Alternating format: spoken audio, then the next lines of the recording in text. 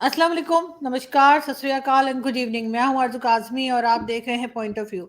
हमें जी जॉइन किया साजिद तारड़ साहब ने, बहुत शुक्रिया सर कि आज आप आए। Thank you my very much pleasure, thank you Arzoo, thank you, बहुत मेहरबानी, सर। शुक्रिया एक आपका। सर बहुत शुक्रिया। और सर एक बड़ी खबर जो आई है पन्नू को लेकर, वही जो थ्रेट्स देता रहता है खालिस्तान मूवमेंट का आदमी, क्या कहेंगे आप? एक बार फिर उसने कहा है कि वो इंडिया पे अटैक करेगा और मेरे ख्याल असेंबली का कहा है, उनका पार्लियामेंट की बात की है। देखिए, मैं आज ये खासकर बात करना चाहता हूं। कल एक स्टेट डिपार्टमेंट की जो प्रेस ब्रीफिंग थी, उसमें एक क्वेश्चन हम्म। किया गया पन्नू के हवाले से। तो फिर इसी जो कनाडा अमेरिका के जो रिलेशनशिप है भारत के साथ, इसको डिस्कस करने के लिए क्वेश्चन रेज किया गया कि इस पे क्या होगा। तो उन्होंने आगे से कहा है कि हमारे जो जॉर्ज फाइनर हैं, एक इनके स्टेट डिपार्टमेंट के फॉरेन ऑफिस के, वो भारत गए और वो जाके भारत के एनएसए से मिले, डॉक्टर जयशंकर से मिले, तो उनसे भी ये बात की है और हम शवाहिद का इंतजार कर रहे हैं। लेकिन आज मैं ये बात करना चाहूंगा कि अमेरिका का डबल स्टैंडर्ड क्यों है, जबकि आज एक जो नई खबर आई है, गुरप्रीत पन्नू जो है, जो कि अमेरिकन सिटीजन है। मैं बात ये करना चाहूंगा, उनके पास दो सिटीजनशिपें हैं, एक कनाडा की और एक अमेरिका की। तो उन्होंने आज थ्रेट की है एनिवर्सरी अटैक जो 2001 में अफजल गुरु ने किया था भारत की असेंबली पे, लोकसभा पे, जो उसके वहां पे अटैक किया था, उसकी एनिवर्सरी आ रही है। तो उस पे उन्होंने आज फिर एक दफा उन्होंने एक धमकी दी है, एक उन्होंने टेररिस्ट अटैक का एक दिया दिया है। लेकिन क्या वजह है कि आप उनके ऊपर अटैक पे करने पे अमेरिका जो है वो शवाहिद चाहता है, वो केस उन्होंने कर दिया है। लेकिन ये दहशतगर्दी, इसके बारे में क्यों नहीं सख्त स्टेप उठाया जा रहा है? He is an American citizen. Hmm. तो ये पॉलिटिकल, और मैं इसको कहूंगा कि पॉलिटिकल और जुडिशियल जो है उस पे उसको प्रोटेक्शन दी गई है, दे रहे हैं अमेरिका और कनाडा दोनों मिलके। लेकिन मेरा एक ओपन चैलेंज ये है, आज कोई भी इंसान कांग्रेस पे अटैक करने की धमकी दे, तो अमेरिका किस तरह रिएक्ट करेगा उस पे? आज कोई भी शख्स जो है, वो किसी अमेरिकन एयरलाइन को इस तरह, जिस तरह उसने एयर इंडिया का कहा था कि 19 नवंबर पे मैं कहूंगा कि कोई भी भारतीय इस पे इंडियन एयरलाइन पे ट्रेवल ना करे, एक उसने एक खौफ जो था, एक दहशत फैला दी थी पूरे भारत के अंदर। तो फिर आज अगर कोई कोई कोई शख्स, जिंदा शख्स कोई भी आज किसी अमेरिकन एयरलाइन को इस तरह थ्रेट करे, तो कितने F-16 उड़ेंगे, कितने ड्रोन उड़ेंगे? क्या दुनिया ऊपर से नीचे ये किस तरह करेंगे? प्रीएम्प्टिव अटैक इन्होंने करके, तो वहां पे इराक में एक भी वेपन ऑफ मैस डिस्ट्रक्शन नहीं मिला था, उसके उन्होंने छींथड़े उड़ा के रख दिए। मिलियंस और मिलियंस लोगों का, जो बेदोष लोगों का वहां पे उन्होंने मर्डर किया। लीबिया आज 3 मुल्कों में डिवाइड हो चुका है। लेकिन मेरा मकसद है कि खुद ये अगर पूछा जाए तो ट्रूडो साहब कह देते हैं कि this is freedom of expression है, और वहां पे उन्होंने दुनिया भर के जो जितने दहशतगर्द हैं उनको पॉलिटिकल असाइलम के चक्कर में उन्होंने मेरा मकसद, इनके डबल स्टैंडर्ड है, उनको वहां पनाह दे रखी है। तमिलनाडु के जो लोग थे उनको इन्होंने पनाह दी थी। मुजीबुर रहमान का मर्डर है वहां कनाडा के अंदर खुला फिर रहा है, उसको कोई पूछने वाला नहीं है। और आज जो है एक अमेरिकन और कैनेडियन सिटीजन जो है, जो कि वांटेड है भारत के अंदर, और मुसलसल थ्रेट कर रहा है sovereignty of India, sovereignty of the biggest democracy on the planet, और उसको कोई पूछने वाला नहीं है। उस पर किसी का कोई जुरिस्डिक्शन ही किसी कोर्ट की नहीं है। एयर इंडिया को मुसलसल थ्रेट किया था उसने, और कोई पूछने वाला नहीं था। कहते हैं जी फ्रीडम ऑफ एक्सप्रेशन है। आज उसने फिर एक असेंबली, और असेंबली का इजलास होने वाला है वहां पे, उनका लेजिस्लेशन का इजलास होने वाला है, और उसने वही जो एनिवर्सरी आ रही है 2001 की, जो अफजल गुरु ने वहां पे हमला किया था, तो उसी का उसने एक दोबारा एक नया ड्रामा बना दिया, और कोई उसको पूछने वाला नहीं।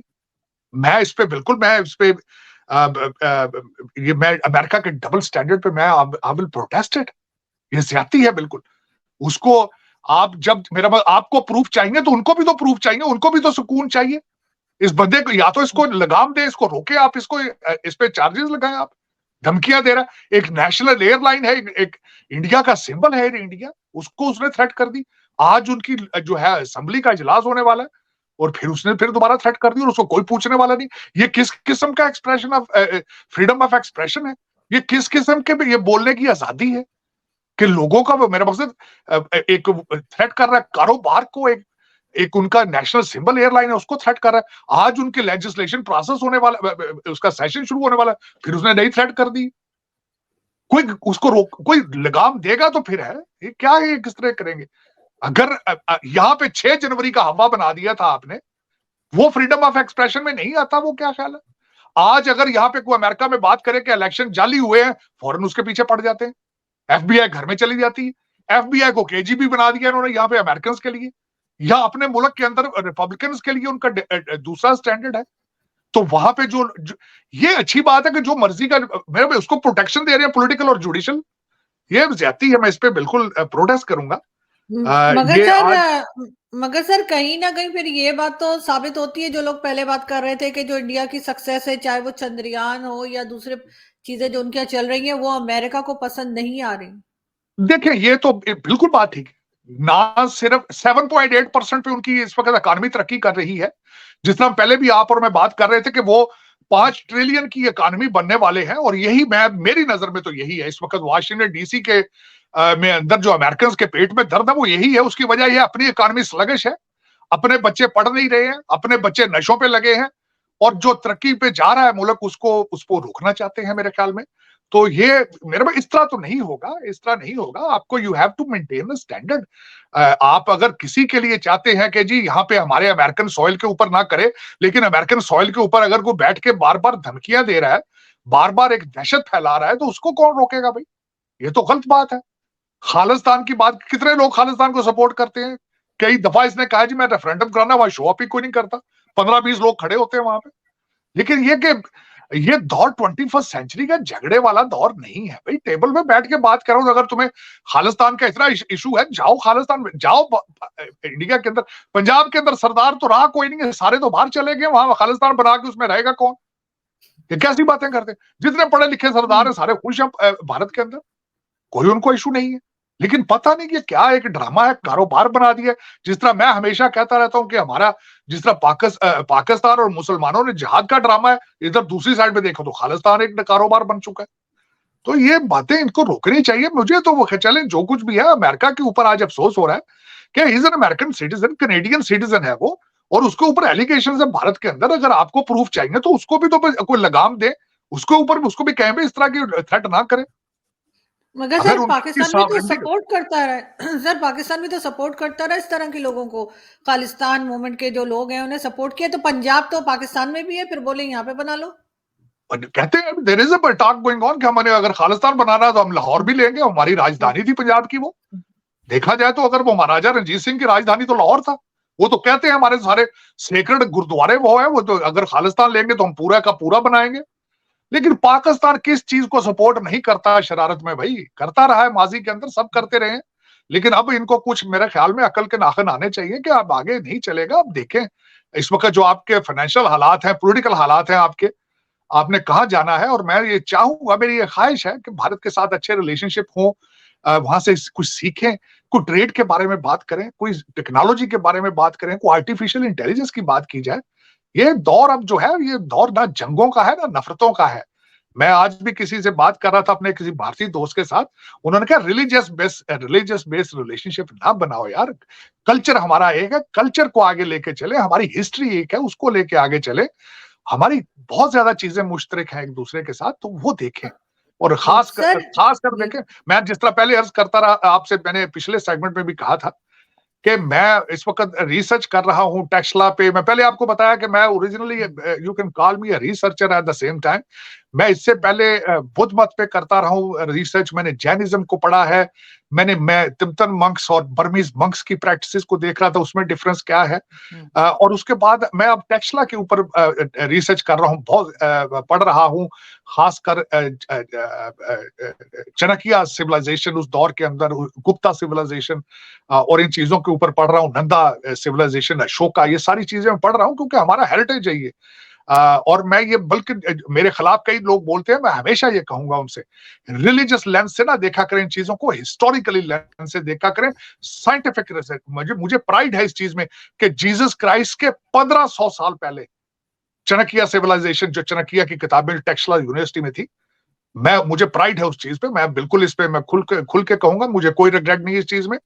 क्योंकि मैं I am not reading them from the religious point of view, I am reading them from historical point of view, from scientific achievements point of view, और उसमें मुझे प्राइड है इस चीज में, और होनी चाहिए। मेरे ख्याल में इस खित्ते में जो लोग बसते हैं उनको प्राइड होनी चाहिए कि 150 एडी 200 एडी में इतना बड़ा इल्म का सरमाया था यहाँ पे। हम पे हमेशा यही इल्जाम लगाया जाता है कि हम लोग दुनिया से पीछे, हम दुनिया से बहुत आगे थे और हम आगे जाना चाहते हैं और जाएंगे, ये पूरा खित्ता जाएगा। बिल्कुल ऐसा ही है। लेकिन सर, जो नई थ्रेट आई है इसकी तरफ से, पुन्नू की तरफ से, आपके ख्याल से ये कितनी चैलेंजिंग है इंडियन गवर्नमेंट के लिए, और क्या इससे वो कुछ घबराएंगे, या उनकी जो एक प्रोग्रेस की स्पीड जा रही है क्या वो कम करने की कोशिश की जा रही है? देखिए, ये एक तो मैं बताना चाहूंगा कि थोड़ा सा बैकग्राउंड बताना चाहूंगा कि पन्नू गुरप्रीत ये इमिग्रेशन वकील थे।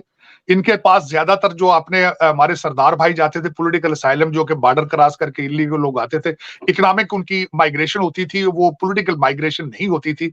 तो उनको इन्होंने वो, क्योंकि इनके कारोबार का हिस्सा था, क्योंकि इमिग्रेशन लॉ की प्रैक्टिस करते थे, फिर तो इन्होंने ट्रबल पर बता के तो सारे लोगों को यहाँ ग्रीन कार्ड वगैरह लेके देना होता था। इसके अलावा कुछ भी नहीं है इससे। हाँ, लेकिन देखें, जब एक थ्रेट की जाती है एक बंदे, और फिर उसको मीडिया प्रमोट करता है, सोशल मीडिया प्रमोट करता है, उस पर टिकटॉक चलते हैं, उसके ऊपर इंस्टाग्राम चलते हैं, तो फिर वहां पे लोग कहीं घबराते हैं उस चीज को देख के कि यार ये क्या हो रहा है वहां पे उस खत्ते में। अल्टीमेटली एयर इंडिया को नुकसान हुआ होगा, हो रहा होगा, और अब इसको ओपन चैलेंज कर देना कि मैं अटैक करूंगा असेंबली के ऊपर, ये मेरे ख्याल में इंटरनेशनल लॉ के और ये सब चीजों की खिलाफ वर्जी है, और इसके ऊपर जुडिशियल केस होना चाहिए, और इसके ऊपर पाबंदी लगानी चाहिए कि ये इस तरह के बयानात ना दे। अगर इसको जो कुछ भी है, अगर कुछ चीजें हैं तो भारत जाए, वहां जाके बात करे भी। देखें, मैं ये चाहता हूं, लेकिन ये कि कारोबार ये करना, ये सारा करना, और इसकी सपोर्ट क्या है, ये बार बार इसकी कोई सपोर्ट नहीं है। मैं तो यहाँ बैठा हूँ कनाडा में, मेरे बहुत ज्यादा दोस्त हैं यहाँ पे। मैं आपको पता है जिस तरह मैं भारतीय और सिख खासकर कम्युनिटी में मैं इन्वॉल्व हूं, मुझे पता है इसकी कोई सपोर्ट नहीं, कोई सपोर्ट नहीं इसके पीछे। मगर सर, अमेरिका को क्या इंटरेस्ट है कि अमेरिका इस तरह के लोगों को सपोर्ट कर रहा है, इस तरह के लोगों को बात करने दे रहा है? पाकिस्तान अगर ऐसा कर रहा होता वो तो फिर भी मेरी समझ में आता है कि हिंदुस्तान पाकिस्तान के टर्म्स ठीक नहीं, लेकिन अमेरिका की तो बहुत दोस्ती है हिंदुस्तान से, फिर आखिर वो क्यों उस किस्म के लोगों को आगे बढ़ने देता है या बात करने देता है? ये तो खुल्लम खुल्ला एक तरह का थ्रेट दे रहा है ना कि मैं असेंबली को उड़ा दूंगा या मैं एयरलाइन को ये कर दूंगा। उसके बावजूद अमेरिका जो है वो खामोश है। देखिए, यही तो मैं, इसीलिए तो आज मैं खासकर चाह रहा था कि आपसे बात करूं इस चीज पे कि डबल स्टैंडर्ड है इनका, ये अच्छी बात नहीं। और जब दूसरा मैं ये जब कहता हूं, जी, लेकिन आरजू यहाँ ये बताना चाहूंगा, अमेरिका का माजी अगर देखा जाए तो अमेरिका दोस्त किसी का भी नहीं है। अमेरिका सिर्फ दोस्त है अपने अमेरिकन नेशनल इंटरेस्ट का। अमेरिका दोस्त है इस वक्त भारत का कुछ चीजों की वजह से, मैं दो चार बता देता हूं। एक तो चाइना की वजह से, ग्लोबल साउथ की वजह से, और दूसरा जो इस वक्त जो भारतीय डायस्पोरा का इन्फ्लुएंस है वॉशिंगटन डीसी में। इसलिए अगर इनको इन चीजों का तोड़ निकल आया तो कल को ये दोस्त किसी के नहीं है। अमेरिकन जो है, बाजी में देख लें, सदाम हुसैन के भी बहुत दोस्त थे, ईरान के साथ जंग कराने के लिए बहुत दोस्त थे उनके। उनके साथ भी इनके रिलेशनशिप थे, क्या किया इन्होंने उनके साथ। इसी तरह कई मुल्कों के साथ इनके इस तरह के रिलेशनशिप रहे हैं, लेकिन American they are not themselves not trustworthy allies. और मैं उसमें, और भारत को इस चीज का पता है। मैं समझता हूं डॉक्टर जयशंकर और मोदी साहब की जो एडमिनिस्ट्रेशन है, वो दे नो इट एग्जैक्टली। इसी वजह से उन्होंने कभी अपने सारे एग्स एक बास्केट में नहीं रखते, रशिया के साथ रिलेशनशिप रखते हैं, रशिया से तेल लेते हैं, दूसरे ममालिक से उनके साथ रिलेशनशिप है उनके। तो वो सारे अपने एग्स उस बास्केट में नहीं रखते। और दूसरा, अगर मुझसे पूछे तो मेरे ख्याल में India has upper hand on this relationship with India और अमेरिका। उसकी वजह ये है कि इकोनॉमी उनकी स्ट्रांग है, डायस्पोरा उनका स्ट्रांग है, टेक्नोलॉजी पे ग्रिप है उनकी, पॉलिटिकल स्ट्रेंथ है उनकी। और दूसरा, इस वक्त जो है चाइना दुनिया की सबसे बड़ी थ्रेट अमेरिका की नजर में है, और उसको कंटेन सिर्फ भारत ही कर सकता है और कोई नहीं कर सकता। बिल्कुल ऐसा ही है। लेकिन सर, बहरहाल ये इस चीज़ के ऊपर यकीनन भारत की गवर्नमेंट को ख़ास इसको देखना चाहिए, इसलिए कि अभी तक बोल रहा है कि और खुदा ना खास्ता कोई ऐसा वैसा हादसा हुआ तो यकीनन ये सभी के लिए नुकसानदेह होगा, और इस किस्म के लोगों को रोकना चाहिए। बहुत शुक्रिया सर कि आपने my answer. Pleasure. Thank you. Thank you. Thank you.